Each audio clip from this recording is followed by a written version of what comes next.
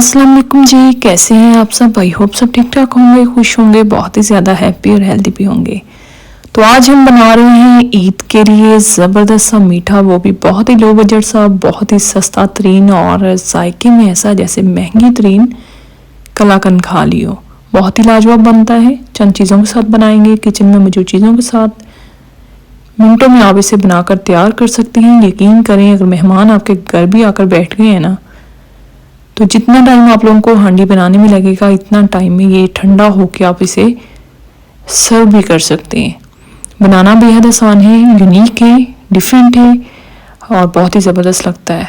तो चलें फिर बिना टाइम वेस्ट किए चलते हैं आज की रेसिपी की तरफ। रेसिपी स्टार्ट कर देते हैं। आप देख रहे हैं आपका अपना YouTube channel Punjab cooking secret. बिस्मिल्लाहिर्रहमानिर्रहीम। सबसे पहले मैंने एक अदद लिया है बाउल, उसके अंदर हमने हाफ लीटर दूध जो है वो शामिल कर देना है। दूध जो आप लोगों ने लेना है फुल फैट लेना है, कच्चा दूध लेना है। और साथ ही मैंने इसके अंदर वनीला कस्टर्ड पाउडर का एक बड़ा खाने का चम्मच जो है ना वो शामिल कर देना है। अच्छी तरह से मिक्स कर लेंगे। मिक्सिंग अच्छी तरह से कर लेनी है ताकि इसके अंदर लम्स और घुटने वगैरह जो है वो बिल्कुल ख़त्म हो जाए। ये वाला काम हो जाए तो इसे करना है एक साइड पे। अब नेक्स्ट आ जाते हैं, एक पैन चूल्हे पे रखेंगे। इसके अंदर हमने 1/4 कप से भी कम मैंने चीनी ली है, 2 बड़े खाने के चम्मच कह सकते हैं, वो डाल दी। इसे अच्छी तरह से पैन के अंदर फैला देना है। अब चीनी को हमने करना है कैरमलाइज। हल्की आंच पे हमने इसे कैरमलाइज कर लेना है जब तक कि ये इस तरह से मेल्ट होना नहीं स्टार्ट हो जाती और हल्का सा इसका कलर जो है वो चेंज नहीं हो जाता। जब चीनी मेल्ट हो जाए, कैरमलाइज हो जाए, कलर इसका चेंज हो जाए, इस तरह से गोल्डन सा कलर आ जाए ना, बहुत ज़्यादा डार्क कलर नहीं आना चाहिए। फिर जो हमने दूध बना के रखा था कस्टर्ड के साथ, वो हमने इसके अंदर शामिल कर देना है।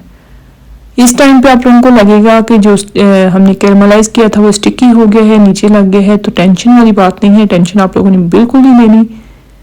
जैसे जैसे मेल्ट होता जाएगा ना, गर्म होता जाएगा, साथ साथ मेल्ट होता जाएगा, लेकिन चम्मच आप लोगों ने 1 सेकंड के लिए भी रोकना, क्योंकि हमने इसके अंदर कस्टर्ड का पाउडर शामिल किया है तो लम्स और गुट्टियाँ वगैरह बन जाएंगी। तो इस चीज़ का आप लोगों ने ख्याल करना है। मुझे इसे पकाते हुए तकरीबन 4 से 5 मिनट हो गए, काफ़ी थिक हो गया है। इस टाइम पे मैंने इसके अंदर शामिल कर दिया ज़ाफ़रान की चंद डंडियाँ। अगर आप लोगों के पास है, डालना नहीं है तो एक चुटकी के बराबर आप लोगों ने जो है वो फूड कलर ऐड कर लेना है। इससे कलर जो है वो ज़रा ज़बरदस्त आ जाता है। बाकी फूड कलर भी ऐड नहीं करना चाहते हैं तो रहने दें। तो उसे मैंने एक साइड पे कर दिया है, रूम टेम्परेचर पे आने देंगे। नेक्स्ट हमने हाफ कप दूध का ऐड किया है उसी पैन के अंदर। मेरे पास है बर्फ़ी जो कि चीनी वाली है, तो वो मैंने इसके अंदर शामिल कर दी। तकरीबन 6 डलियाँ होंगी। अगर आप लोगों के पास बर्फ़ी नहीं है, कोई मसला नहीं है, सिंपल खोया लेके वो भी यूज़ कर सकते हैं या फिर मिल्क पाउडर का इस्तेमाल भी कर सकते हैं।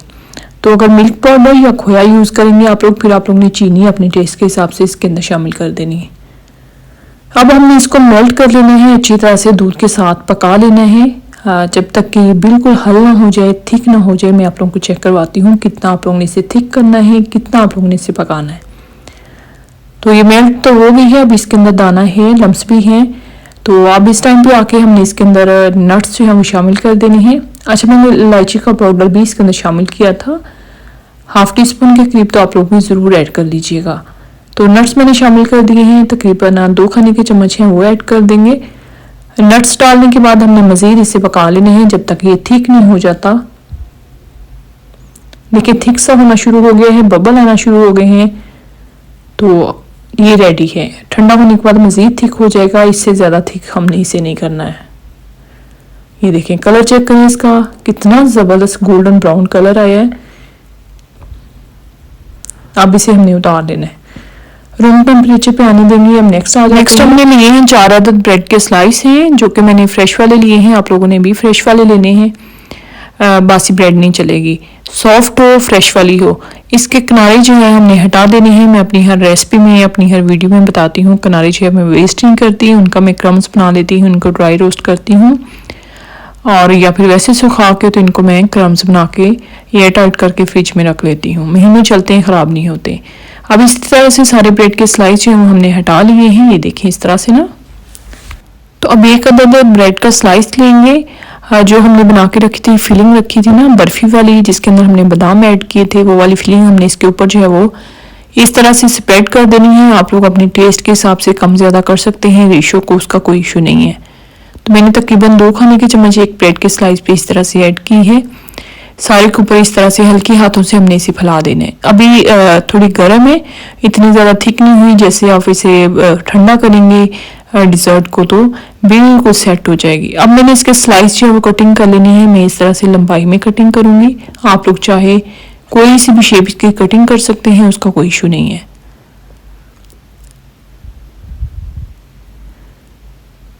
इस तरह से ब्रेड जो है वो बहुत कम वेस्ट होती है। अगर शेप बनाएं तो थोड़ा मतलब ब्रेड जो है वो वेस्ट हो जाती है। सो इस तरह से मैंने इनके स्लाइस बना लिए। अब नेक्स्ट हमने एक लिया है, बर्तन लिया है, कोई सा भी ले सकते हैं। इस तरह की डिश ले लें, राउंड ले लें या फिर लंबाई में ले लें। उसके अंदर हमने सबसे पहले कस्टर्ड जो है उसकी लेयर लगानी है और उसके ऊपर हमने जो ब्रेड के स्लाइस बनाए हैं ना स्टफिंग करके, वो इसके ऊपर इस तरह से हमने फैला देने हैं, एक एक करके लगा देने हैं। तो बर्तन आप लोग अपनी चॉइस के हिसाब से ले सकते हैं। अगर डबल लेयर करना चाहते हैं ना तो बर्तन थोड़ा बड़ा ले लें। अगर मेरी तरह सिंगल ही रखना चाहते हैं तो आप लोगों ने फिर जो है वो कम हाइट वाला बर्तन लेना है। तो इस तरह से हमने कस्टर्ड जो बनाया था वो इसके ऊपर पोर कर देना है। तो जैसे जैसे ये इसके अंदर सोग होता जाएगा ना, वैसे वैसे थिक होता जाएगा। स्टार्ट में आप लोगों को लगेगा थोड़ा रनिंग है, लेकिन बहुत ज़्यादा थिक आप लोगों ने नहीं करना। ठंडा होने के बाद बहुत ज़्यादा हार्ड हो जाता है, वो मज़े का नहीं लगता। अब जो ऊपर वाली फिलिंग बची थी, स्टफिंग बची थी ना, वो हमने ऊपर से गार्निशिंग कर लिया है। ऊपर से बादाम और पिस्ते स्प्रेड करेंगे तो मज़ेदार किस्म का हमारा जो डिज़र्ट है ना लो बजट सा, वो बनकर तैयार है। इस ईद पे आप लोगों ने ज़रूर बनाना है, ट्राई कीजिएगा और मुझे अपना फीडबैक ज़रूर दीजिएगा कि आप लोगों को आज की रेसिपी कैसी लगी। और इसी के साथ ही मुझे भी दुआ में याद रखिएगा। वीडियो रेसिपी देखते देखते यहाँ तक पहुँचेंगे तो लाइक करना भूल गए होंगे, लाइक कर दें। चैनल पर नहीं है तो सब्सक्राइब कर लें और इस तरह की नई नई वीडियोस देखने के लिए मेरे चैनल के साथ जुड़े रहिएगा। नीचे प्यारा सा कीमती सा कमेंट कर दीजिएगा, कहीं से भूल जाएं अटक जाएं पूछ लीजिएगा। और इसी के साथ ही मुझे दीजिएगा इजाज़त, फिर मिलेंगे। Thanks for watching. अल्लाह हाफिज़।